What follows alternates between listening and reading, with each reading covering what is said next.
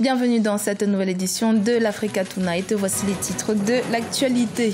Le Tchad va limiter le nombre des marketeurs dans le secteur pétrolier à 12. Une décision prise par le ministre du Pétrole et de l'Énergie tchadien et que les acteurs du secteur pétrolier du pays dénoncent. La Côte d'Ivoire marque son retour au sein du Conseil de sécurité des Nations Unies. Le pays a été élu en tant que membre non permanent du Conseil pour un mandat de 2 ans. Et puis en République démocratique du Congo, les autorités font face aux problèmes d'urbanisation dans le pays. On retrouve notamment dans la capitale Kinshasa des constructions érigées sur des sites non autorisés. Mais tout d'abord, les autos. Plus d'1 million d'électeurs se sont rendus aux urnes ce samedi 3 juin afin d'accomplir leur devoir civique lors des élections législatives. Ce scrutin, le 3e en 5 ans, a été précipité par la mise en minorité en mars 2017 de la coalition de 7 partis dirigés par le Premier ministre Pakalita Mosisili au pouvoir depuis 2015. Les premiers résultats fiables ne sont pas attendus avant plusieurs jours. Au Tchad, les autorités réfutent les révélations d'un rapport onusien publié le 30 mai. Ce dernier dresse en effet un bilan accablant des violences en Centrafrique. L'enquête des Nations Unies détaille 620 crimes commis par des militaires ou des groupes rebelles entre 2003 et 2015. Les soldats tchadiens seraient mis en cause dans de nombreuses exactions des civils. C'est un sujet de la rédaction. Les soldats tchadiens seraient mis en cause dans de nombreuses exactions commises en Centrafrique, selon un rapport publié le 30 mai par l'ONU. L'enquête des Nations Unies détaille 620 crimes commis par des militaires ou des groupes rebelles dans le pays entre 2003 et 2015. Une révélation qui n'épargne pas les militaires tchadiens. Accusation que les autorités du pays réfutent. Pour nous, c'est une conspiration contre notre pays par rapport à ce que nous avons déployé comme effort pour la réussite de la stabilité et la paix, le retour de la paix dans ce pays frère qu'est la Centrafrique et qui nous est cher. En effet, les forces tchadiennes formaient le plus important contingent de la mission internationale de soutien à la Centrafrique sous conduite africaine de décembre 2013 à mi-avril 2014, date de leur retrait prématuré à la suite des accusations d'exaction. Un retrait que les autorités tchadiennes ont justifié par le souhait de préserver l'intégrité de leurs troupes qui étaient alors remises en cause.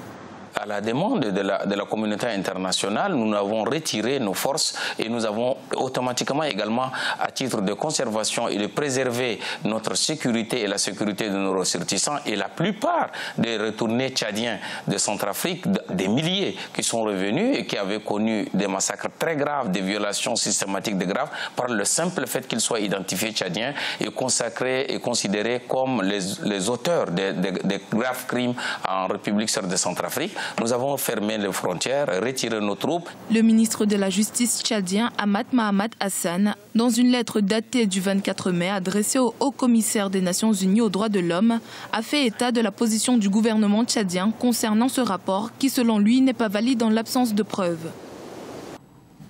Toujours au Tchad, polémique autour de la décision du ministre du Pétrole et de l'Énergie de limiter le nombre des marketeurs dans le secteur pétrolier à 12. Les organisations des sociétés locales de distribution des produits pétroliers estiment que cette décision est une manière de déstabiliser les sociétés nationales au profit des multinationales. Reportage de notre correspondant Mahamat Ramadan, commentaire d'Eogracias Podo.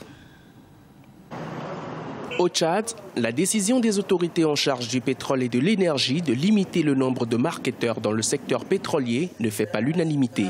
Selon un arrêté du ministère du Pétrole publié le 26 mai 2017, seulement 12 sociétés de commercialisation de produits pétroliers sont reconnues comme marketeuses au Tchad. Une décision que ne partagent pas les membres du Conseil national des pétroliers. Ces derniers estiment que cette décision est une manière de déstabiliser les sociétés nationales au profit des multinationales. Jusqu'à l'heure où je vous parle, nous ne connaissons pas, le ministre s'est basé sur quels critères pour désigner 12 parmi les 120. Qui sont ceux qui sont éligibles et qui ne le sont pas? Pourquoi on a éliminé les autres?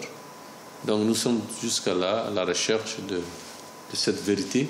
Pour les autorités, limiter le nombre de marketeurs dans le secteur pétrolier permettra de maîtriser la contrebande transfrontalière des produits pétroliers, conformément à la loi régissant ce secteur. Selon ces dernières, l'importation frauduleuse de produits pétroliers à partir des pays voisins a des conséquences sur l'économie du pays. Engager le processus de démantèlement des infrastructures, dépôts et stations-service points de vente des produits pétroliers ne répondant pas aux normes édictées par la législation et la réglementation en vigueur dans le secteur pétrolier aval du Tchad. Le gouvernement s'attellera sans relâche et avec ferme détermination à lutter contre les prédateurs et les contrebandiers de l'économie nationale. Au Tchad, le Conseil national des pétroliers dénombre à ce jour 120 sociétés de distribution et de commercialisation de produits pétroliers qui ont des contrats directs avec la société de raffinage de Djamena. Selon des observateurs, la décision du ministère du Pétrole pourrait avoir de graves conséquences sur le plan socio-économique. Des centaines de stations-service seront fermées à travers le pays. Dans l'actualité également, le Niger a adopté un projet de loi portant modification du budget de l'année 2017, jeudi 1er juin, lors du Conseil des ministres à Niamey. L'année budgétaire 2017 a été initialement arrêtée en recettes et en dépenses à près de 2 milliards de francs CFA. Le projet de loi sera transmis à l'Assemblée nationale pour adoption. 26 ans après son dernier mandat au sein du Conseil de sécurité des Nations Unies, la Côte d'Ivoire obtient de nouveau un siège de membre non permanent de l'organisation internationale. Une fierté pour les autorités de Yamoussoukro qui entament une nouvelle étape dans leur politique de repositionnement diplomatique. Deogracias Podo. Après 1964 et 1990, la Côte d'Ivoire va siéger pour la 3e fois de son histoire comme membre non permanent du Conseil de sécurité de l'Organisation des Nations Unies. L'élection s'est déroulée vendredi 2 juin en marge de la 72e session de l'Assemblée générale de l'organisation à New York. 189 pays ont été favorables au choix de Yamoussoukro sur les 192 membres. Pour être élu, il fallait le soutien des 2/3 des votants. Le monde vient de nous confier la lourde responsabilité de contribuer au règlement des conflits complexes que connaissent de nombreux pays et de protéger l'humanité contre les menaces globales qui fragilisent la paix et la sécurité. C'est depuis septembre 2016 à New York que le chef de l'État ivoirien avait annoncé la candidature de son pays pour siéger au Conseil de sécurité de l'Organisation des Nations Unies. Pendant 2 ans, à compter du 1er janvier 2018, la Côte d'Ivoire occupera l'un des 2 sièges réservés à l'Afrique au sein de l'organe exécutif de l'organisation. Une victoire politique et diplomatique pour l'actuel gouvernement qui depuis plusieurs mois essuie de nombreuses critiques nées des revendications sociales au plan national.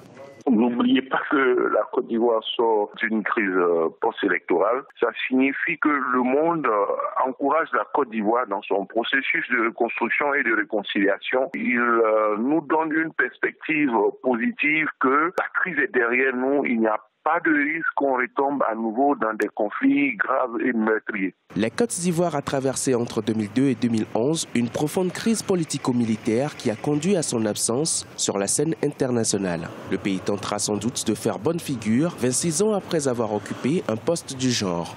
Un défi également partagé par l'autre pays non membre permanent, la Guinée équatoriale. Malabo a été élu pour la première fois de son histoire au Conseil de sécurité des Nations Unies. La République démocratique du Congo subit les conséquences de l'absence d'une véritable politique d'urbanisation. Les constructions anarchiques sont nombreuses, notamment dans la capitale Kinshasa.